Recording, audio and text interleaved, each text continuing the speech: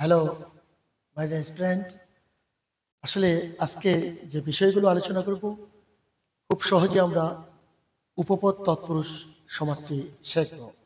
তো দেখো, যে উপপদ তৎপুরুষ সমাজ এটা শিখবো আমরা। সর্বপ্রথম মনে রাখবো বিশেষ্য প্লাস ক্রিয়া প্লাস যে, যে হচ্ছে ব্যাস বাক্য। এটা মনে রাখলেই বাস উপপদ তৎপুরুষ সমাজ সহজেই করতে পারবো আমরা। প্রথম পদ বিশেষ্য, দ্বিতীয় হচ্ছে ক্রিয়া, এটা মনে রাখতে হবে। যেমন বর্ণচোরা, বর্ণ চুরি করে যে। পকেট মার, পকেট মারে যে। ধামা ধরা, ধামা ধরে যে। চিত্রকর, চিত্র করে যে। মাসি মারা, মাসি মারে যে। পঙ্কজ, পঙ্কে জন্মে যে।